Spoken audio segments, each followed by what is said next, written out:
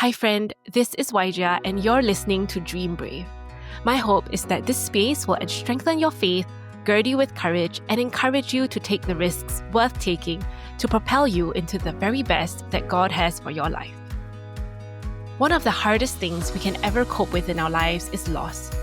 Loss of a loved one, a relationship, our health, our job, or a dream we once held dear to our hearts. Yet, so much of our culture tells us that to lead a victorious life is to pick yourself back up and move on immediately. Where is room for grief? How can we appreciate the mountaintop if we've never trudged through the valleys? In this special season, I interview ordinary Christians who've encountered extraordinary obstacles to find light in the dark and strength in despair. For it's in our trials that God promises us the hidden treasures of darkness, riches stored in secret places, that we may know that He is God. My hope is that these stories of setback will inspire you to find hope in your struggles. Be blessed. Hi friends, today's episode is extra special because of a personal connection. My friend, who is Cliff's pastor's daughter in Canada, writer and speaker Anita recently married Tim Muttoo. Their wedding story went viral, reaching over 100 million views worldwide because their love defied expectations. Anita, who is 5'3" and radiant, stood beside Tim, who is 4 feet tall and born with dwarfism. Together, they embody a love that sees beyond appearances and celebrates God's incredible story. And this is what Tim wrote to me specifically that made me go, yes, I definitely need to interview Tim. And that is, my journey growing up with dwarfism has been rooted in the belief that God created me with intentionality and purpose. What I may see as a limitation, He sees as an opportunity. When God knit my spirit to my body, it was no accident that He chose for me to be small. Tim's life has been an incredible proof of this. Raised in Canada by immigrant parents, he left behind a career at a multi-billion-dollar company after a pivotal mission trip to Uganda, co-founding his own organization called H2O for All, which now brings clean water to hundreds of thousands across Africa, Asia, Latin America, and the Caribbean. Tim's story reminds me so much of Cliff, who survived liver cancer, because they both have surmounted incredible odds to be so secure and so proud of who God made them to be today. Tim's story is a powerful reminder that what the world may view as limitation is simply the vessel through which God displays His strength. For His treasures often shine brightest in the darkest places. Welcome, Tim, to the podcast. How are you feeling today? I'm doing well. Thank you so much for having me. Hello from Tanzania all the way to Toronto. Exactly. So good. So good to be with you today. Yeah. Tim, you just got married to Anita. How long ago was that? So that happened June 21st. We celebrated our 2-month. Every month we're celebrating our anniversary. So we celebrated our 2-month anniversary that is so just cute. a few And weeks ago. How are you feeling? Great. We weren't expecting an explosion of our wedding pictures and story to go around the world. So that was not expected after our marriage. Mm-hmm. So that has taken some time to deal with and to be excited with. But we're feeling great, and we just have this anticipation and love for what God's going to be doing kind of with us as now that we're married. So we're very happy. Oh. Wow, I'm so glad. Cliff and I, we were so excited when we saw both of you get together. And I can somewhat resonate. I mean, probably not on your level because, your story had like 100 million views. But Cliff and I, after we got married, our wedding video, I think it also went unexpectedly viral. And then we were spotted by strangers in like 3 different countries after that. So I can relate to some of what you're going through. And I'm just wondering if you would care to share how you and Anita met. Because, it's such a beautiful love story. I would love to, for our listeners to hear it from you. Yeah, so Anita and I met through some mutual friends. And these mutual friends are Jordan, which is a pastor, and Sonia, which are pastors. And Jordan was one of my best friends, one of my best friends, and I was his best man at his wedding. Wow. So we had a great relationship. And then Anita became a neighbor in where they lived, in their neighborhood. Oh, so during, in 2020, she moved into their neighborhood around that timing, just when the pandemic was starting. And Right. their son Nathan was coming on a missions trip to Uganda in East Africa with the Mhm. charity that I co-founded, Okay. and they were doing a fundraiser, raising money for a farm that we were working on. So they were Wow. putting bananas on this tree outside in Canada, and Uh-huh. then Anita stuck out her head out of her home in their back door and said, "What's going on? What's this about?" And so Yeah. that is how this story started. Is Anita became friends with Sonia and their children and Jordan, and Mhm. then through their church, I met Anita initially at Jordan's first one of his birthday parties, Right. and then eventually we became friends and built a friendship for a Wow. while. So, and through that Wow. friendship, we really believe that God was leading us down the path of marriage. Right. Oh my goodness, Tim, I have so many questions for you. I have Good, goosebumps all good. over. I love it. Yeah, I mean, you make it sound like it was so simple. You make it sound like so matter of fact. Yeah, we just met and then, we became friends and now Yeah, we got married. But, I yeah. think There's a lot more. Yes, of course. yeah, absolutely. I think that's the beauty of your story. I can see how beautifully you carry humor and humility. And I'm sure it wasn't easy because I think maybe if you don't mind me asking the most obvious question, which is, could you Right. share with us what it was like growing up with dwarfism? Because clearly, I mean, the reason why your love story captured the minds and the hearts of so many people worldwide was because, you showed that both of you showed that love defies physical appearances, it defies expectations. But even then, I mean, it takes so much courage, to pursue a girl. I mean, Cliff can go on and on about this, but like, like, I am just blown away. Like, tell us more about your childhood. Tell us, Yeah. yeah, just tell us everything. Yeah, and I'm excited to share, right? I'm excited to Yeah. share the life that God's given me and the life that I'm living. Yeah. Yes. Um, I grew up in just outside Toronto, which is in Hmm. Ontario, Canada, and Right. my parents immigrated to Canada, but Right. my brothers and I were born in Canada. So when I Mm. I was born with dwarfism. I'm the youngest child in my family, and Right. both my parents and both of my brothers do not have dwarfism. So, Mm. and it's a specific type of dwarfism called achondroplasia, and Okay. it's specific to just the genetics of how I was born. But one of the Right. things that I love to tell is when I grew up in the home, we grew up in a Christian home, grew up where we did devotions and read the Bible every day. Not Right. saying we're over spiritual, or it's just we grew up in an environment that my parents were on a journey of discovering their relationships with God, and Wow. which gave me a great example about looking to see if this was something that I wanted as well. Right. So growing up Mm. with dwarfism was something very special because my parents didn't treat me really any different. So I really commend them and Wow. love the fact that they didn't baby me, even though I was the baby of child of the family. They Yeah. really wanted me to try to do anything that I wanted to do. And if I wanted to play Wow. sports, or if I wanted Mhm. to drive a car, or if I wanted anything any teams that I wanted to do, they were always there being my encourager, being my cheerleader. And to me, Wow. that was something that really has stuck with me, that it's Mm. not about limitation as much as, well, you might be limited in one aspect, but there's Right. always another aspect that you can look at, right? So Wow. you might look at something and say, well, I can't do this, Mhm.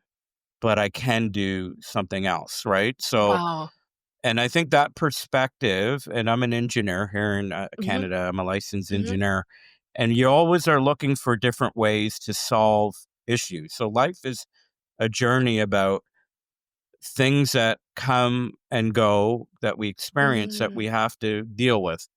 So for me, when I look at my childhood, especially, Right. I'll go into a little bit more of maybe the things about how society saw me. But the way Right. I looked at it was, well, maybe I can't do something my other friends can do or my brothers can do, Right. but maybe I can do this, and Wow. maybe it's that aspect. And again, it's Mm. kind of how you did your introduction is, I'll say this to many people, and they might not really get it, but I think Right. you first have to figure out a way to start loving yourself. And I don't think that's Oh, something you can figure out just in one moment. It's something that yeah. you have to do in a daily process. So Wow. when I was going through my childhood, I was like, Mhm. "Well, I love myself. Mm. I think I'm a wonderful, like, I was discovering who I was, just as Right. anybody would during childhood and Right. adolescence and Mhm. young adulthood." But then you have society or people in your culture or society Yeah. saying, "Well, you look this way or you Yeah. are this tall, So then you need to I be defined in this way," right? Right, right. That's so true. And Tim, I really love that you mentioned so much about your parents because I think Yeah, we underestimate, the power that parents have over our lives in that, I can see that so much of your confidence was because of the attitude that your parents gave to you, that they never saw you as, I remember you told me before that they never yeah. wore gloves to handle you. Like you were just like, the other two boys. Now, tell us, did you ever get special privileges for not having to do chores like they did? No, like that's a great thing is we divided up. My parents came from families that they did chores. Like they lived Right. in Which countries countries that were they they're from? my father's from Guyana, South America, and my mother's from Trinidad Mm. and the West Indies. So for Right, them to have this idea of chores, this was something part of their childhood, right? right, And then growing up for us, this was something like, okay, let's find things that Tim can do, right, and let's find things that my brothers can do. So we all had right. different jobs, we all had different responsibilities, and I again, we're hear building a you. home, right? So Mhm. when you're building a home, everybody wants to be part of that building. So my Wow, contribution might be a little different than my brother's, wow. but we're all part of that building.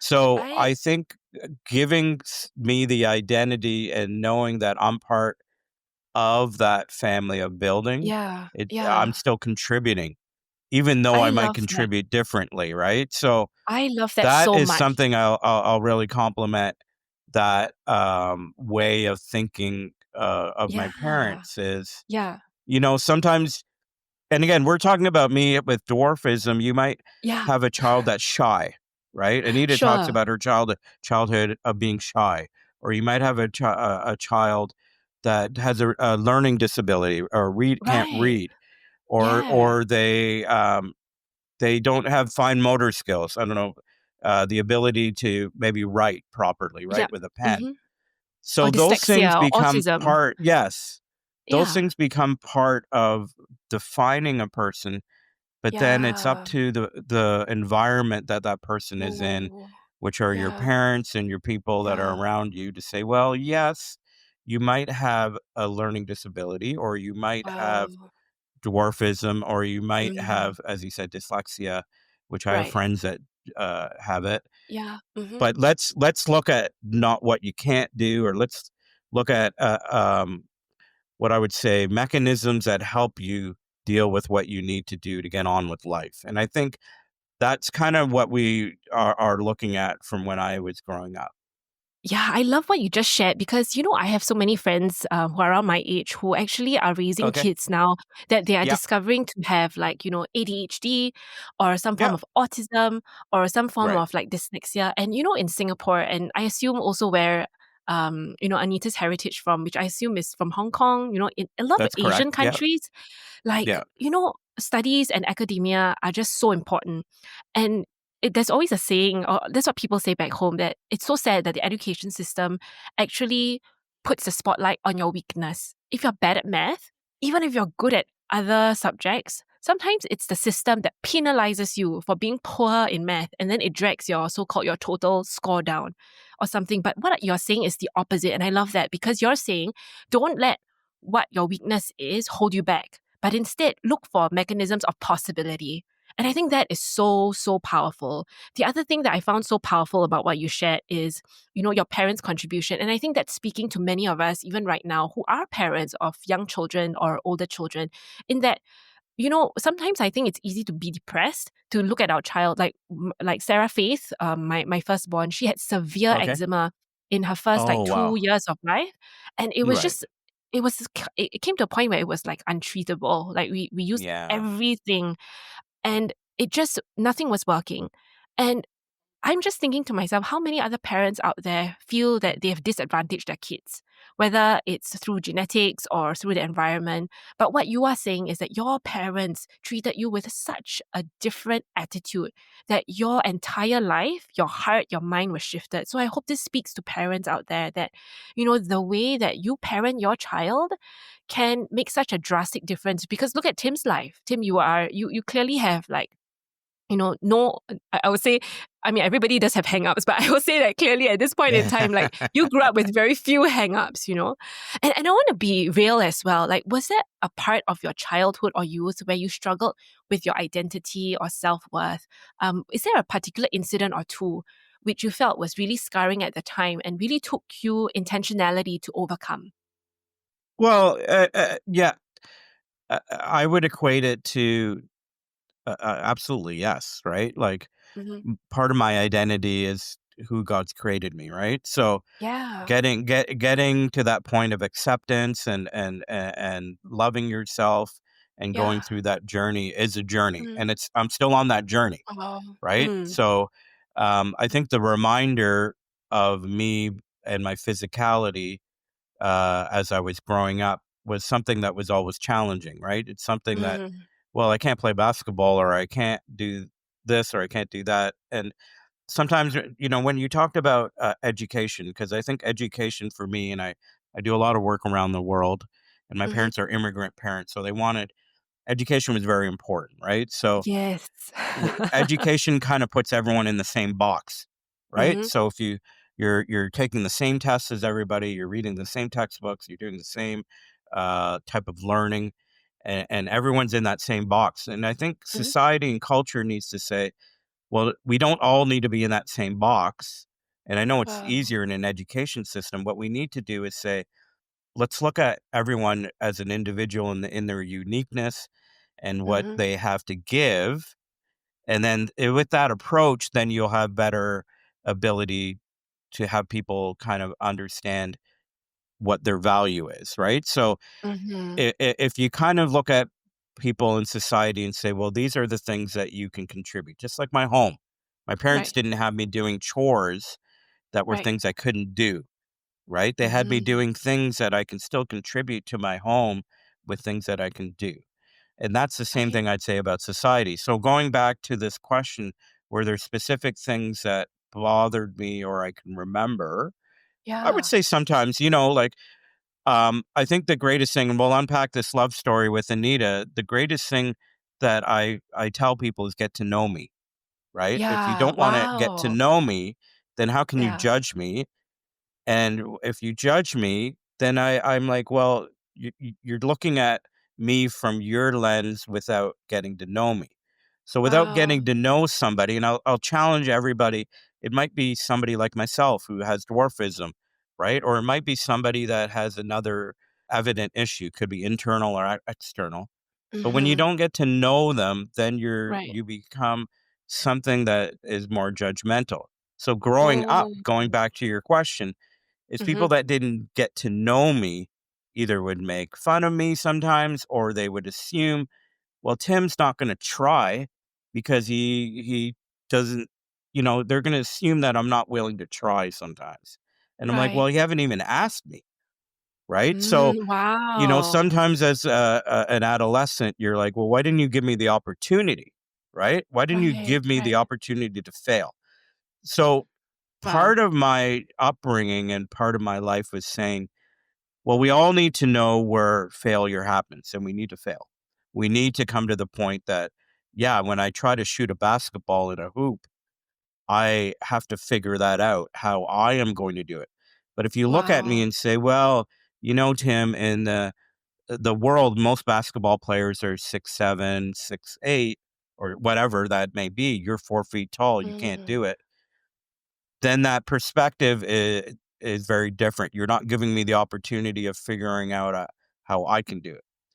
So my challenge growing up was Right. something that I said I really got bothered when people are like, they make more comments about me without getting to know me, and then Yeah. without the ability of giving me the opportunity to figure it out, right? Just Wow. let me figure it out. Let me figure it Yeah. out how to turn a light switch on. So one of the things my dad did is A light I couldn't switch. reach light switches when I was a little child, right? Ah, okay. And then my dad invented something, well, he created something for me to turn lights on and off. So he didn't say, Wow. well, Tim can't go and deal with the house. Right. So there's always this opportunity based on your perspective Mm-hmm. of that. So there were I specific things. mm-hmm. Like I took piano. I took piano Oh, for many years. And one of the okay. things that my piano teacher taught me, for you that know piano, is Mm-hmm. there's all sorts of ways to do play chords and play progressions and all of that. Yeah. But I Mm-hmm. had to learn them a little differently because my hand span is a little different than somebody Right. else. So my Sure. teacher said, Tim, you can still play piano, Mm-hmm. but you're going to have to learn a little bit of a different when you do different chords and that. So Wow. that person, even my piano teacher, said, no, it's not that we're saying you can't do it, but we're going to figure Right. out a way how you can do it. And I Wow, think Tim, I that is part of something that's very special. I just love this, Tim. You are like constantly surrounded by people who are creative and who are just all for you.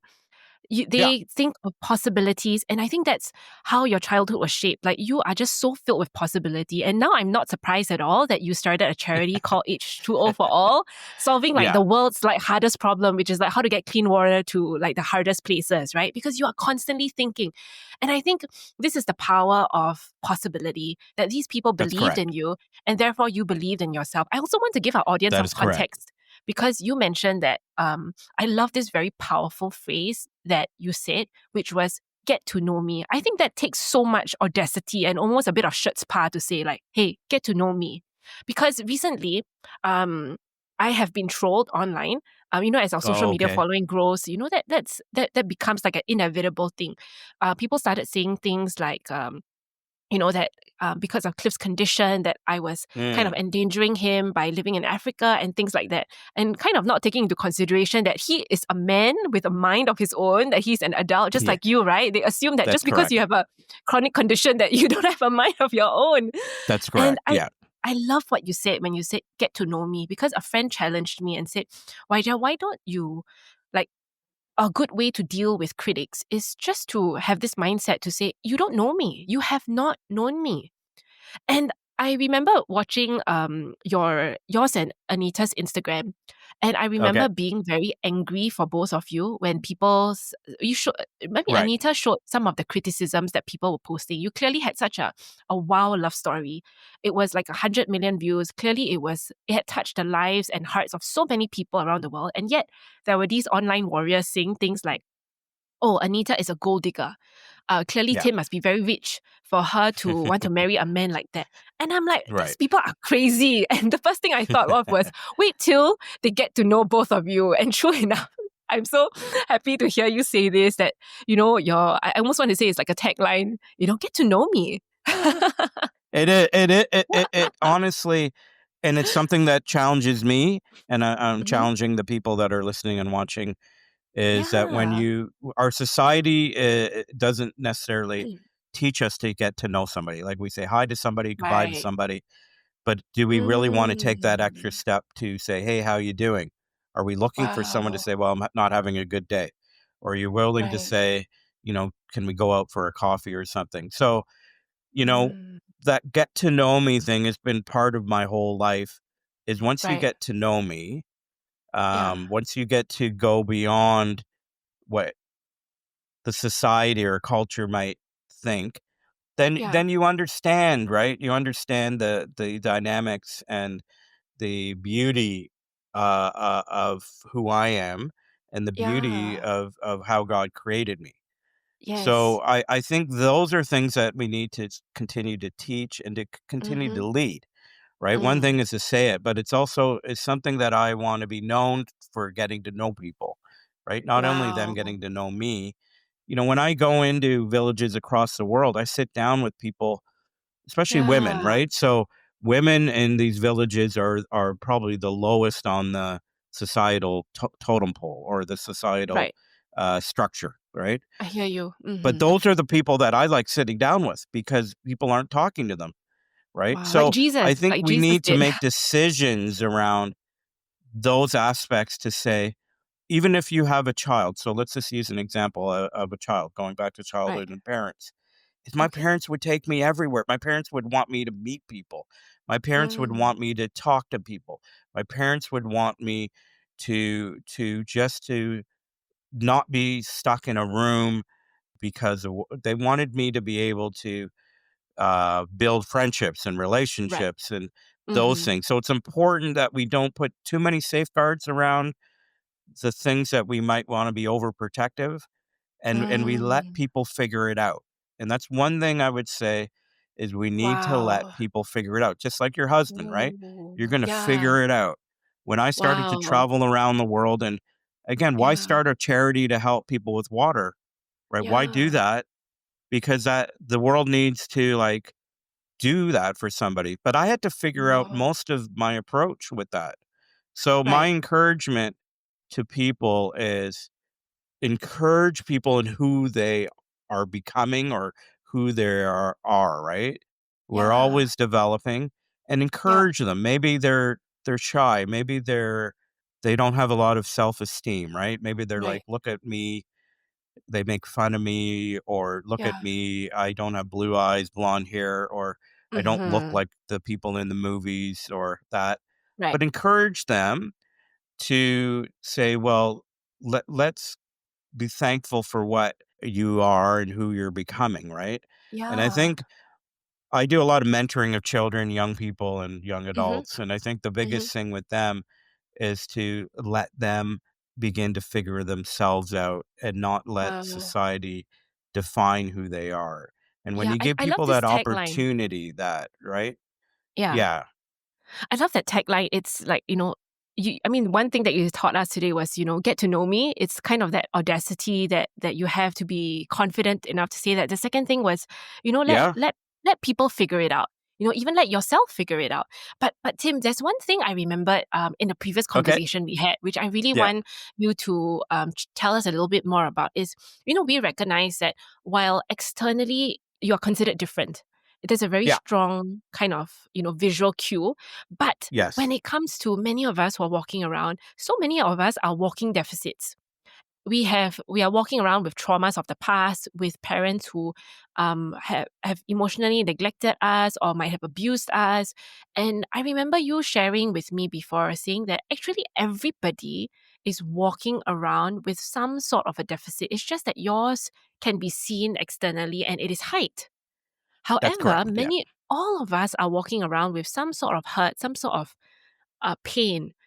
And what would your words or your thoughts be around that? Like, how can we see ourselves differently? Because you mentioned something so important and it's just so simple. It's love yourself. But I'm wondering for people who have been hurt, for people who have grown up in families with, chronic abuse, chronic neglect, how do you even begin to think differently? Because for yourself, you had the privilege of, while suffering from, well, I wouldn't even say suffer, while having the condition dwarfism, your parents gave you such a strong, robust start to your childhood. What would you say to people who did not have that? Yeah. And on the surface, look perfectly fine. They may be beautiful. They might be prom king and queen before, but just feeling Yeah. so empty.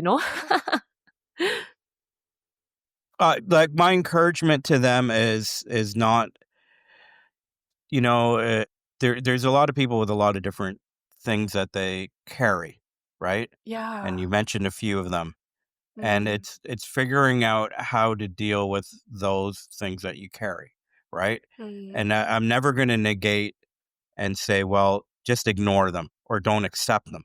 When something happens to somebody, I say, figure out a way to work through it. And it might take a Wow. lifetime, it might take a week, it might take a day, but you have to figure out a way how to face it. And I think the challenge is sometimes we compartmentalize these things that we carry, and we don't realize how they affect our, what I would call, our day to day, right? So my Wow. encouragement is find a way to start to deal with it. And sometimes it's like grief, right? Mm-hmm. You can't necessarily define grief, and you can't put time around grief, but at least you can say, I am going to look at how that's affecting me. Say it's Right. some type of abuse that's happened in your childhood or in your Mm-hmm. life, and you Mm-hmm. need to deal with it. I would say seek out professional help in a sense. Like, look Yeah. for the right people that can help you in that journey, right? So Right. I would never say just put it on a shelf and never deal with it, because it bubbles Mm-hmm. up. Right. Bubbles up when you get to meet somebody, or you get married, or you're starting to figure out in a workplace, right? So some people I know have issues to deal with, temper, right? Mm-hmm. They have short fuses. Those are, people can't control their emotions. Right. And they're like, well, yeah, I'm not going to deal with that now. But then they end up in a job that they're under pressure and they can't deal with it, right? Or they're in a Right. relationship that they find out that life has put a lot of pressure on them and they can't, Right. right? So my encouragement to people is we are all on a journey. Doesn't matter who you are. And I Mm. was saying this, the most beautiful people in the world are also the most insecure people, because they're Mm. constant being looked upon about how their nose looks, how their eyes look, how their hair Right. looks, right? So they have a lot of insecurities, and I think everybody has something they have to deal with. Right. I have to deal with things every day, right? I have to choose, well, Tim, I need to work on those things that are becoming an issue with you. So one of the things I can say with Yeah. Anita, who's my beautiful recent wife, Wife. is sometimes we joke around and say, Anita, weren't you praying harder? Why didn't we meet earlier? And this is a kind of a running joke Oh. we have. But then we Right. both have come to the conclusion is God needed to work on our lives. I needed to work on my Sure. life. I Sure. needed to be ready till that moment that I did meet Anita at that party, right?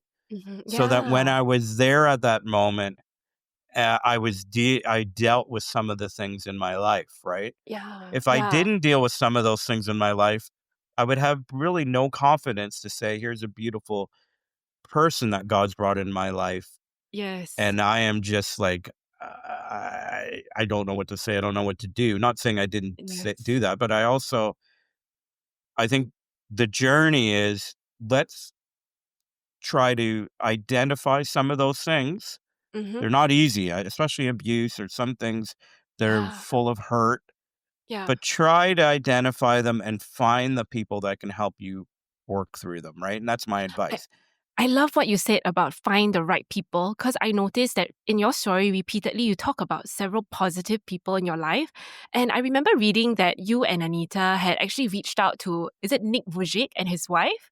So Nick Vujicic, as some of our listeners might know, is a very famous, well-known, inspirational speaker who loves the Lord as well. And he was born with a genetic condition that doesn't allow him to have hands or feet. But now he has been married, he has kids, he has a very fulfilling life as a motivational speaker. So, Tim, how did you get in touch with Nick and his family, and how was that connection encouraging for you and Anita? Yeah, so let me just back up. I think where Sure. the connection was Anita Yeah. really read the book. So let's and she really connected to Nick and his wife and the story and Oh, who they are.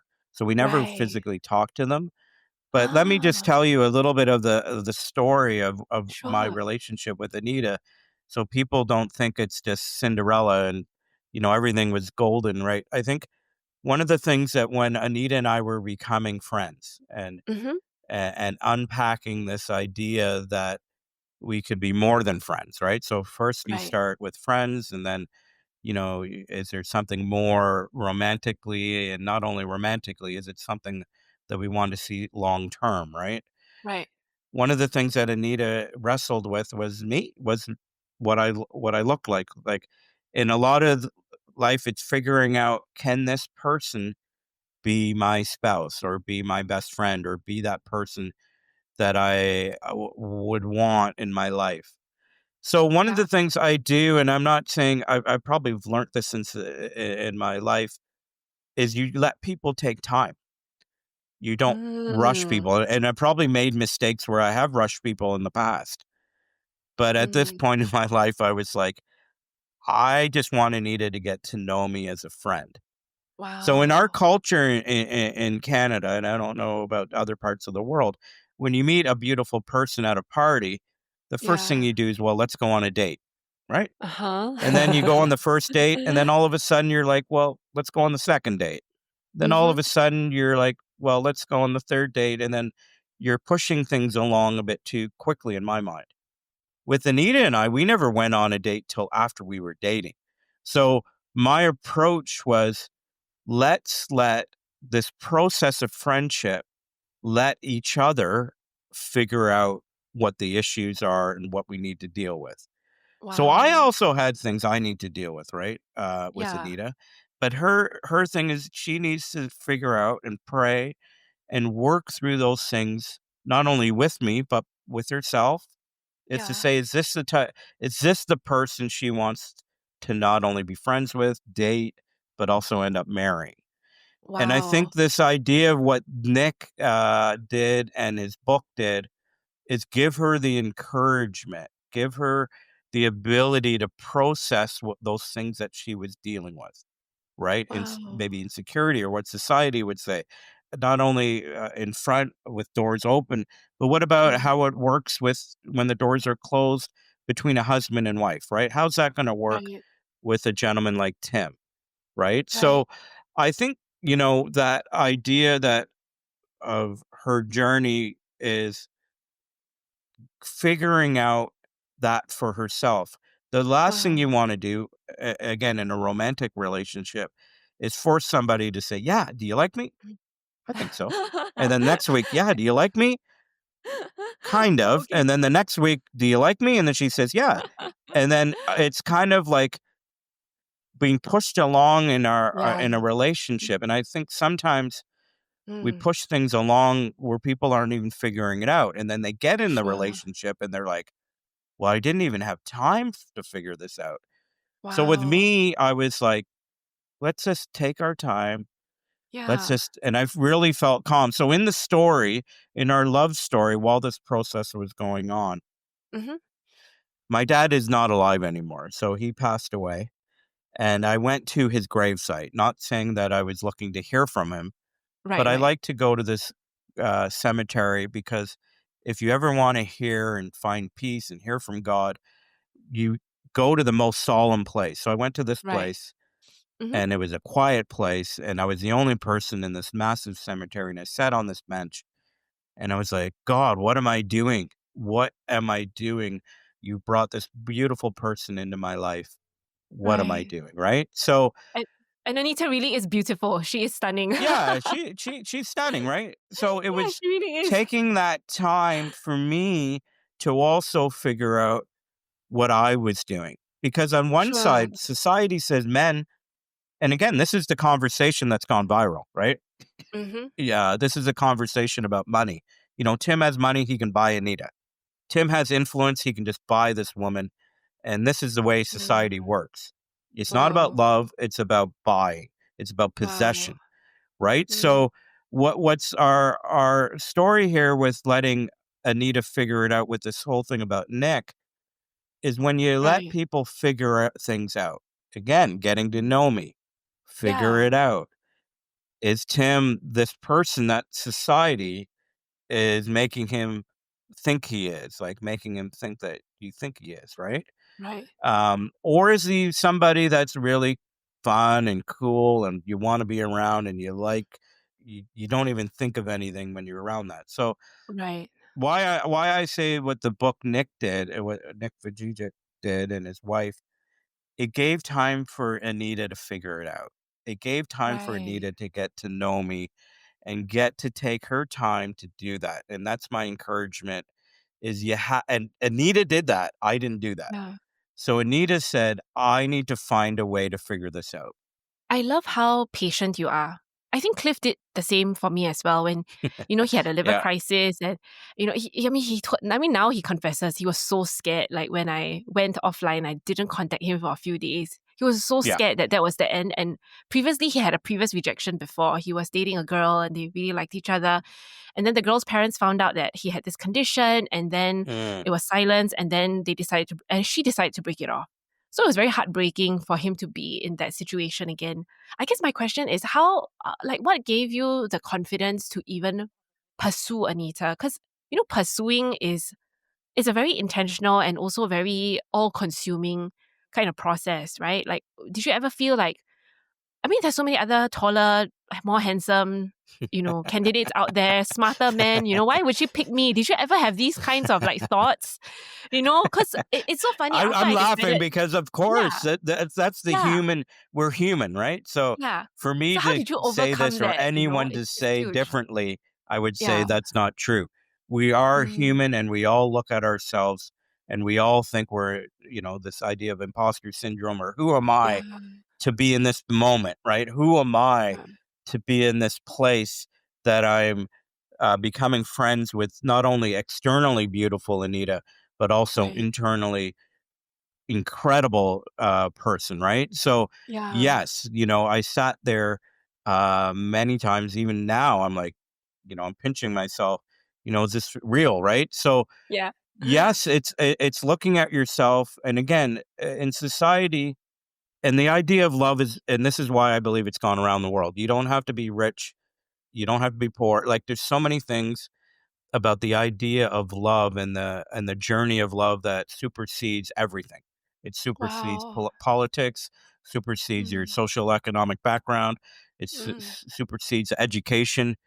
The mm. idea of falling in love is what's gone on with hundreds of millions. Now we're in, over a couple 100 million now. But this Wow. idea of this conversation has translated around the world. So for me, your question is, did I feel those things? Absolutely, 100%. I think Mm, what kind of took me through the journey was that we became so vulnerable. So falling in love or getting to the point that you are giving all of your emotion and all your vulnerabilities. There's no more secrets. There's no more hidden corners. There's no mm, more habits. And this is the thing. There's no more, hiding phones. There's no, like, I just saying things that are trending, right? These mm, persons hide, like, there's no more secret email. Like, it's everything that's on the table. It's the most vulnerable thing you can do is to put everything on the table and out wow. there. And then you're I sitting love that. there and you're saying, is this person going to accept all of those things that I'm putting out there? And again, Wow. sometimes in our society, we're so afraid that we hide things and then Mhm. they show up in life later or they show up in the relationship later. I think where Wow. I was in this and with Anita, I just wanted to put everything out, including my Yeah. physicality, including my vulnerabilities, including Yeah. my things that exactly what you said, right? Yeah. Put it out there and then get to let Anita and I get to know each other on a level that was very deep and Wow. I work love through that, that Tim. and do that. And that, I I love think, that. is a challenge around the world that we saw with going viral is most people Mm. are like, and this is the biggest comment. One of the biggest Yeah. comment, they're like, Tim, tell me how you did it. Tim, tell me what you did. People Tim, want a when's your book formula. coming out? Right? Yeah, people want a And formula. They want to know what they want you. the formula, but my Yeah. encouragement to people is once you accept yourself, and again, Yeah. acceptance is a daily thing. Mhm. Once you love yourself and love is a daily thing, is then you can then be the most vulnerable. And when you're the Mm. most vulnerable to the somebody that you want to fall in love with, you're going to Mhm. have a deep connection that no one could ever challenge. But Wow. when you're Oh, not Tim, that's so vulnerable good. and Mm. you're not willing to let go of or hide things, Yeah. then that relationship as you build it will only be built around certain aspects. So Wow. That's my advice is, yeah, did I feel insecure? 100%. When I met Anita's parents, right, who are Oh Chinese my Chinese goodness, I parents know from them. Hong I Kong, actually know them. you know them, right? I I had to actually go know sit in them, front yeah. of and I did things very formal. So I know even when before I dated Anita, I said, "Anita, I want to meet your parents. I don't want them to hear about Wow. me. I want them to Yeah. know who I am." So before we Wow. even started dating, I got to meet them. When we Wow. started dating, I talked to them about what my intentions were, right? Wow. And then before I proposed to Anita, I sat down with her parents and said, Wow. this is my intention, and we talked, and those were important things, right? Wow. Um, Tim, so you're such a brave am I man. You are so, vulnerable? so Sorry? brave. You are so, so, so brave. Like you are just, yeah, I Well, mean, I think your this is part courage of is why insane. Anita has fallen in love with me, is Yeah, yeah, for sure. I've dealt with things, and you can say this about your husband, is the people that have Yeah. dealt with more challenges in life, those Yes, are the people you wanna be around. So when I I go around the agree. world and I Yeah, sit down with people that they don't know if their kids are gonna be educated, they don't know where they're getting their food from, they don't know where they're yeah. getting their water from, they're in Mm, political unstable, villages and countries. Those are the people that have lived life, and I learned so much for those type of people.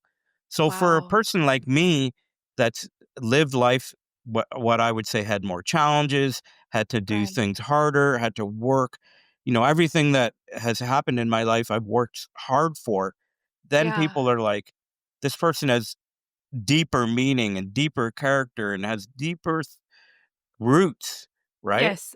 And I think those are the benefits of when you meet people that have dealt with life a bit harder and a bit Yeah. more challenging and Wow. not as nice, that you're like, wow. And this is what happens when people get to know me. They're like, wow, Yeah. now I kind of know that what society might say is Exactly. not what I accept.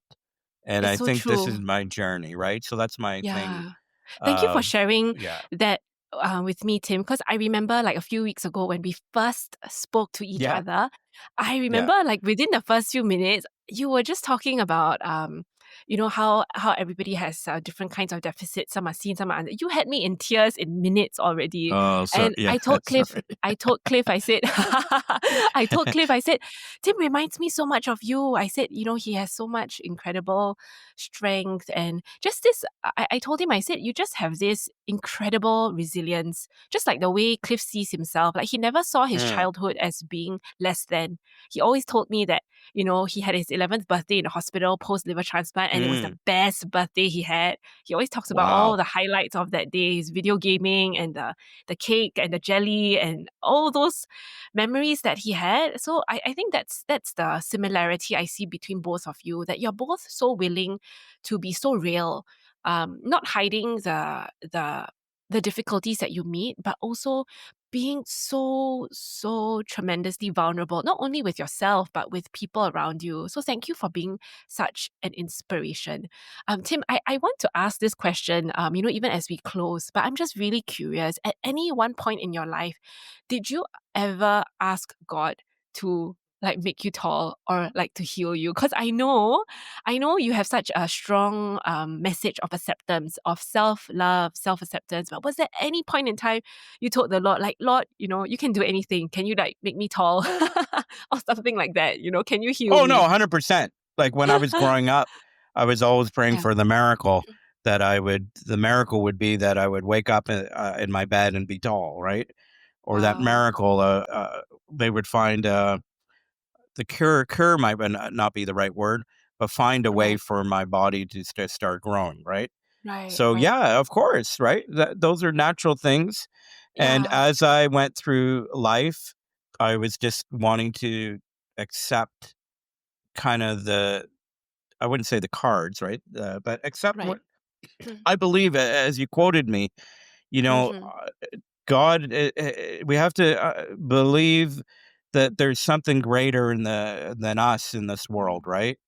There's Right. something bigger than us, and I know people might not have the same beliefs as me, Right. but I would Mm-hmm. encourage them to say, well, I have a moment to live my life. And my life, whatever challenges I might have, I'm going to figure them out and figure out how to deal with them because this is the life I've been given. And Wow. the life I've been given is I want to live a great life, right? So Wow. sometimes we have to look at our aspects and say, yeah, and I said this as there's so many people, or I would say every single person on the planet has some type of Right. deficit, has some type Yeah. of thing that might not equate to the person beside them or Wow. their friends. But it's Right. that perspective of saying, should I just pray to God to change me or accept that God has given me this gift Wow. for a reason and a purpose, right? And Right. it's like getting to the part of life and saying, well, all of the things that are behind me are the things that make me who I am.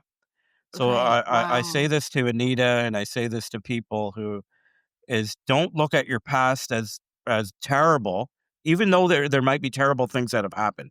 I will never say Mm. don't go through and figure those things out, and Right. I don't label something that's Right. terrible not terrible.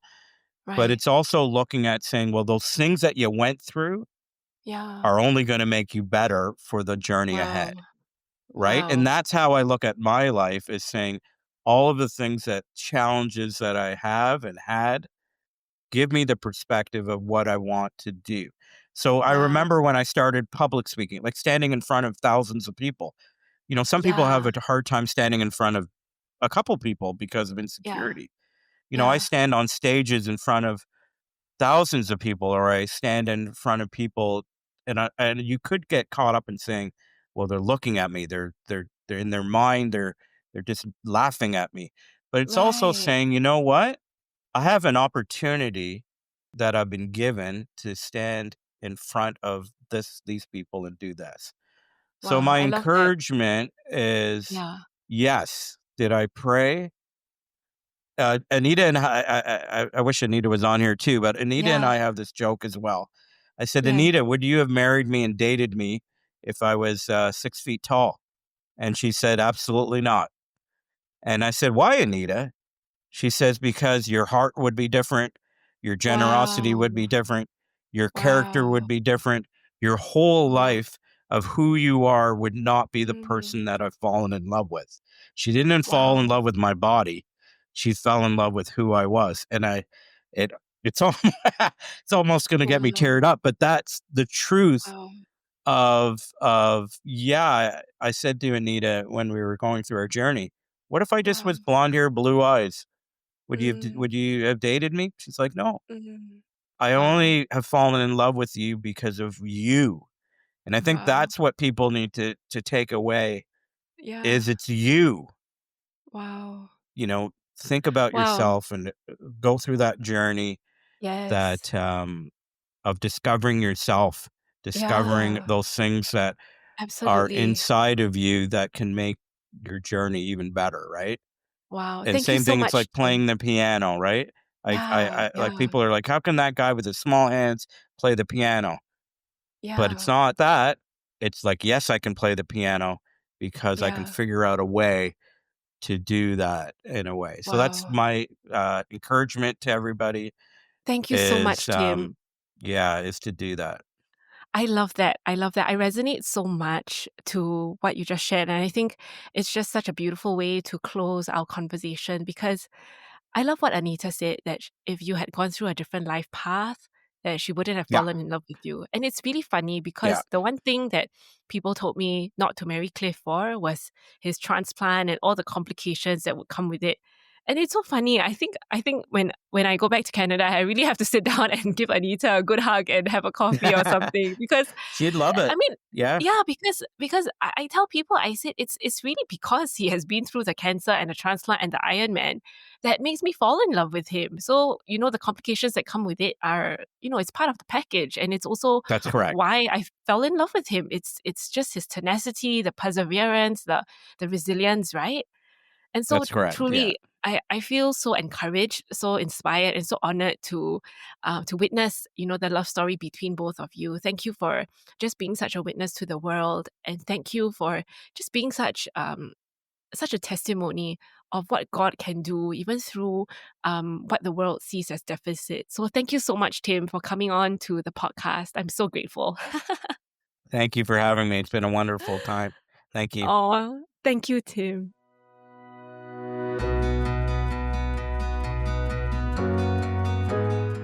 If you enjoy this podcast, would you do me a favor? Leave a review on the podcast so that more people can discover what it means to dream bravely for Christ. And if you know someone you think would be wonderful for me to interview, or if that person's you, drop me a note at hello@kitedreams.org. See you next time.